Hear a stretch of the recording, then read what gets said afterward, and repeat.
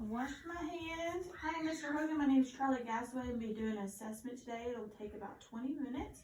If you have any questions, you can ask, and anything said in here is confidential. Okay? All right. So, what's your full name? Michael Hogan, What's today's date? June 28, 2020, Okay. And do you know where we are? at home. Okay. Alert oriented times 4. Making appropriate eye contact. Facial expressions are appropriate. How do you feel today? Good. Okay, mood is good, affect appropriate, attention span, he's able to answer all questions appropriate. I'm going to check your recent and remote memory by telling you 4 words, and I'll ask you throughout the assessment, okay? So it'll be red, cat, house, and square. Okay. All right, his vital signs, I took them before. His respirations were 16, his temperature 98.4 orally, blood pressure 118/74, heart rate 68. Are you in any pain today? No. Okay. And what were those 4 things that I told you? Red, house, cat, square. Okay. All right, and then I'm going to start the assessment with his face. His head is normocephalic. Hair is evenly dispersed. He does have a receding hairline. No lesions, no parasites. His eyes are on the upper third of his face. His nose is midline, and his mouth is on the bottom third. His face is symmetrical. And then I'm going to test cranial nerve number 5. I'm going to do this by taking this cotton ball and place it on your face with your eyes closed. I want you to tell me where it's at, okay? Forehead, cheek, chin, cheek. Okay, and then if you can open your eyes and then clench your jaw real tight for me. So, strong bilaterally. And then I'm going to assess cranial nerve number 7. There is no drooping of the face. And then what I want you to do is close your eyes and hold them tight while I try to open them, okay? So, cranial nerve number 7 is intact. Then I'm going to check his nails. They're translucent, convex, they're trimmed. The angle where the nail meets the nail bed is about 160. There's no clubbing. His cap refill is less than 3. And his cap refill on his toes is less than 3. Moving on to his eyes. His eyelashes, they're everted, they're evenly dispersed between the upper and lower, and then his eyes have no drainage present, and then his eyebrows are symmetrical,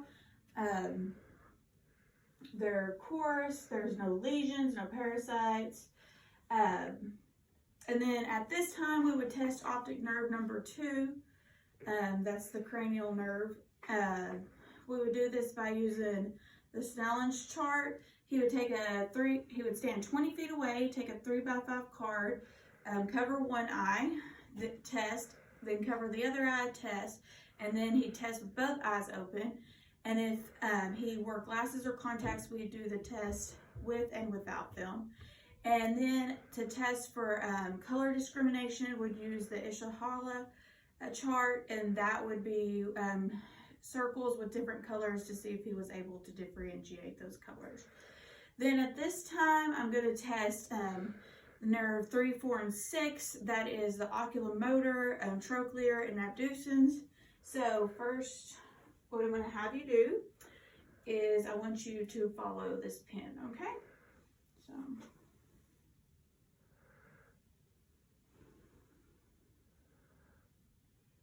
Okay. So extra oculomotor is present, and there was no nystagmus. And so then I'm going to dim the lights. So his pupils are black, and they're about 4 millimeters. I'm going to use this handy dandy flashlight to check his reaction to light. I don't have my pen light at home. So his pupils are reactive to light. And then if you will just look at my finger here, and then I want you to look off in the distance, okay? So he does have accommodation as well. So his pupils are equal, round, reactive to light, and accommodating, which is cranial number 3. And I'm going to turn the light back on. So then we're going to move on to the ears. His ears are symmetrical. The color, there's no discoloration. It's uniform with his face. No piercings, no discharge. And I'm going to just feel, and you let me know if you feel any pain, okay? All right. Any pain? No.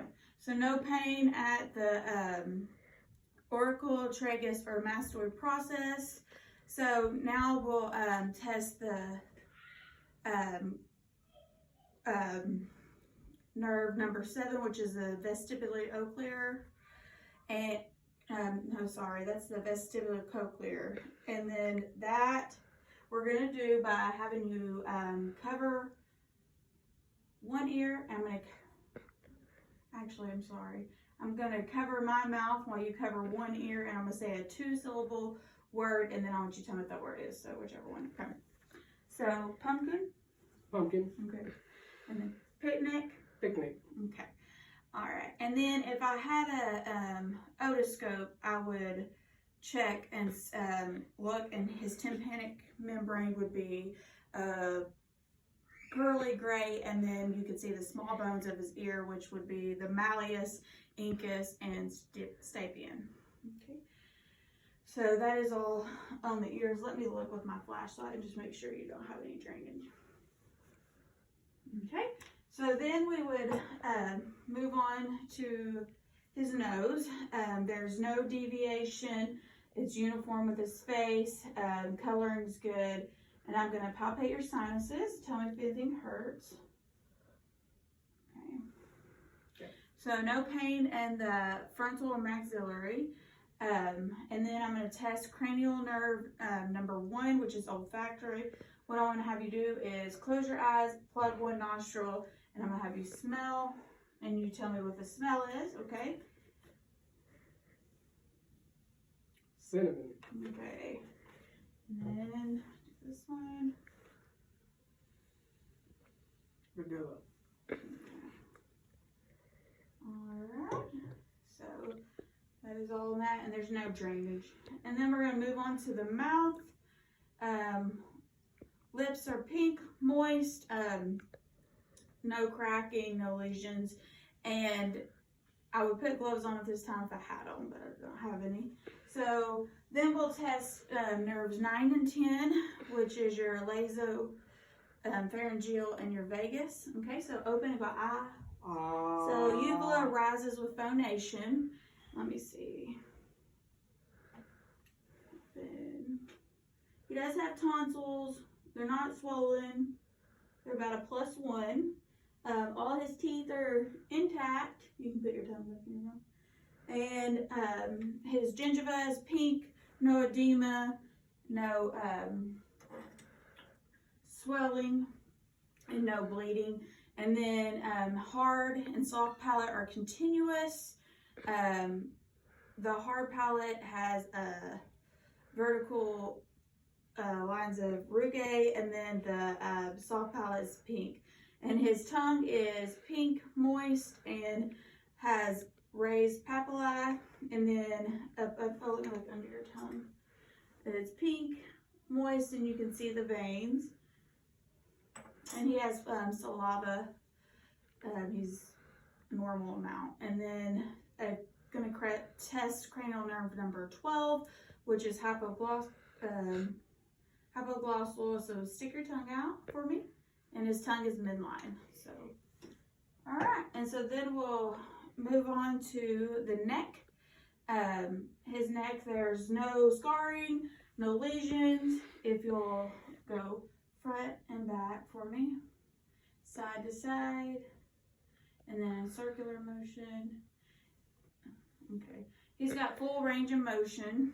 It's symmetrical. I'm going to check for crepitus. So no crepitus felt or heard. Let's see. Oh, and then I'm going to test the accessory nerve number 11. So what I'm going to do is push down on your shoulders, and you meet with resistance, okay? So his trapezius and sternocleidomastoid is strong. And so now I'm going to palpate his sinuses. So, occipital, preauricular, postauricular, tonsillar, submandibular, submental, and then superficial cervical, posterior cervical, and then turn, and we'll do the deep cervical, turn this way, deep cervical, and then supraclavicular. All right, and then I'm going to check his carotids one at a time. Okay.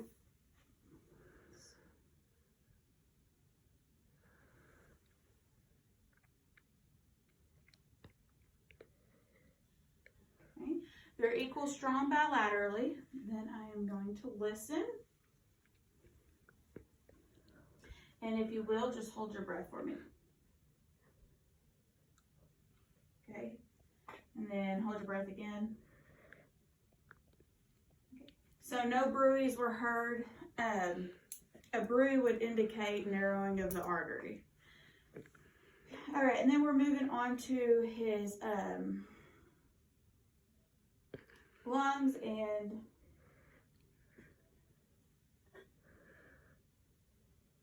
oh man, I can't even think what I'm trying to think of. All right, so tell me if you feel any pain in your back. No. Mine palpating. Okay, and his skin is uniform in color.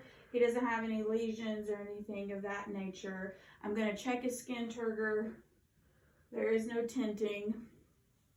Let's see. And if you will turn with your back this way, I'm going to check for fermentus. So say 99. 99. 99. 99. Okay, so there was vibration with his vocal. And then I'm going to check your chest expansion. So take a deep breath. Okay. And it was symmetrical. And then I'm going to listen to his back.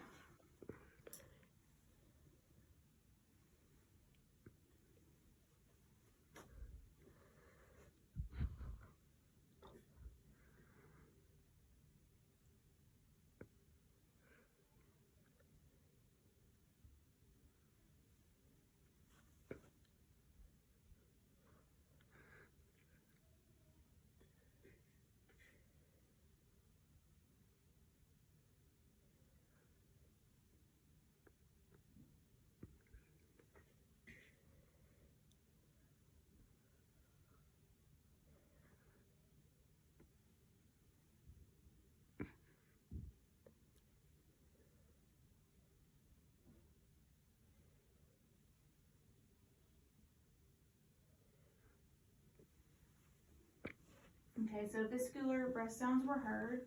Oh, and actually, if you'll turn this way, I'm going to do the percussion.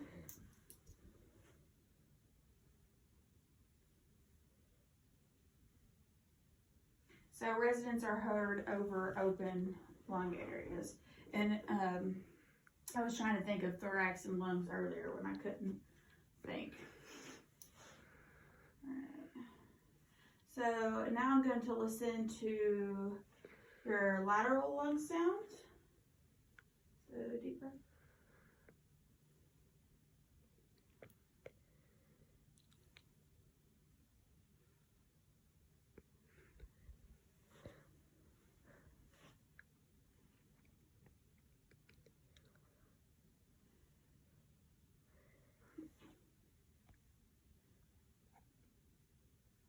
Okay, and then anterior.